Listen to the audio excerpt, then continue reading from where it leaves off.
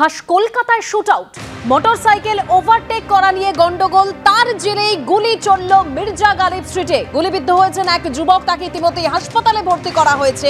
এবং পুলিশ সূত্রে যা খবর, গতকাল বিকেলে মোটরবাইক ওভারটেক করা নিয়ে গন্ডগোল হয়, তার জেরে রাত 12টা নাগাদ মির্জা গালিব স্ট্রিটে গুলি চলে।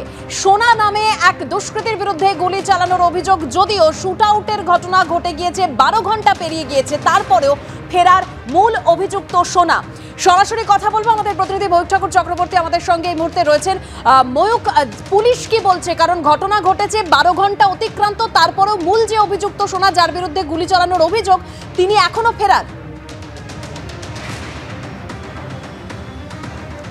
দেখো, একদমই মূল অভিযুক্ত সোনা সে এখনো পর্যন্ত পলাতক অবস্থায় রয়েছে। তাকে কলকাতা গোয়েন্দা পুলিশের অ্যান্টি রাউডি সেকশন এবং পার্ক স্ট্রিট থানার পুলিশ আধিকারিকরা যৌথ তল্লাশি অভিযান করে তাকে ধরার চেষ্টা করছেন।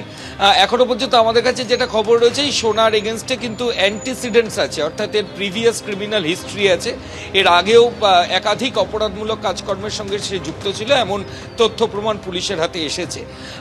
কিন্তু গোটা ঘটনার সূত্রপাত হচ্ছে গতকাল বিকেলবেলা এই পার্ক স্ট্রিট এলাকাতেই বাইকের ওভারটেকের করার ঘটনা, এবং তাকে কেন্দ্র করে যাবতীয় ঝামেলা, তর্কাতর্কি এবং সামান্য বাইকের ওভারটেকিংয়ের যে ঝামেলা, তার রেশ পৌঁছালো গতকাল রাত 12টা সাড়ে 12টা নাগাদ এই পার্ক স্ট্রিট এবং মির্জা গালিব স্ট্রিটের ক্রসিংয়ে, কিড স্ট্রিট এবং মির্জা গালিব স্ট্রিটের ক্রসিংয়ে।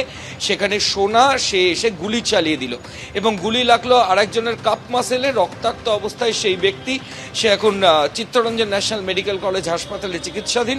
সোনার এগেনস্টে ভারতীয় দণ্ডবিধি 307 ধারায় খুনের চেষ্টা সহ একাধিক ধারায় মামলা রুজু হয়েছে।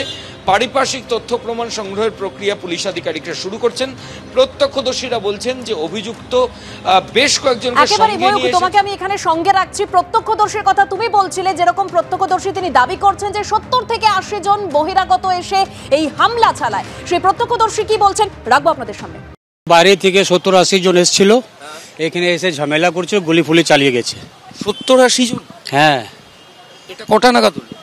এই 12:30 একটা। আমরা তো ঘুমিয়েছিলাম, সকাল উঠে শুনছি এরকম ব্যাপার আছে। আর এটাও শুনলাম কি এখানে ট্যাক্সি ড্রাইভার একটা ঘুমিয়েছিল, কেউ না পেলে ওকে বাড়ি থেকে তুলে নিয়ে চলে গেছে।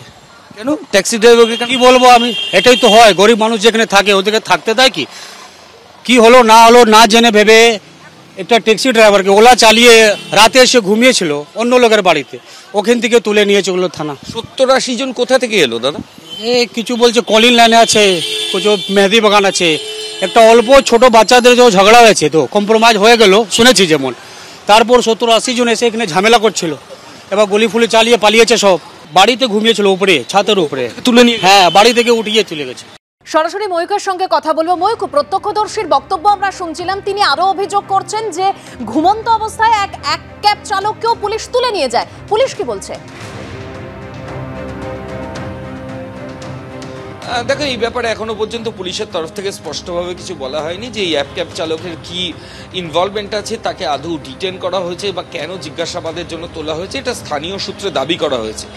কিন্তু গোটা ঘটনার সূত্রপাত আমি আগেই যেমনটা বললাম, যে সামান্য বাইক ওভারটেকিং থেকে সমস্যা এবং সেই প্রতিহিংসা থেকে রাতে এসে এরকমভাবে গুলি চালানোর ঘটনা। খোদ কলকাতা শহরের রাজপথে রাতে পার্ক স্ট্রিট এলাকায় এই ঘটনা, এবং ঘটনার পর এলাকায় কিন্তু একটা চাপা আতঙ্ক রয়েছে। এবং যারা অভিযুক্ত তারা এই কলিং স্ট্রিট থেকে শুরু করে মেহেদি বাগান এই এলাকার বাসিন্দা বলে স্থানীয়রা দাবি করছেন। প্রত্যক্ষদর্শী যারা রয়েছেন তাদের সাথে পুলিশ আধিকারিকরা কথা বলছেন, সিসিটিভি ক্যামেরা ফুটেজ তারা দেখছেন। এই অভিযুক্ত সে কোথায় পালিয়ে গেল, আমি আগেও যেটা বললাম যে সোনার নাম করে কিন্তু পুলিশ আধিকারিকরা বলছেন যে সেই গুলি চালিয়েছে এবং তার অ্যান্টিসিডেন্টস রয়েছে, অর্থাৎ তার আগে এই অপরাধমূলক কাজকর্মের একাধিক উদাহরণ পুলিশের কাছে রয়েছে।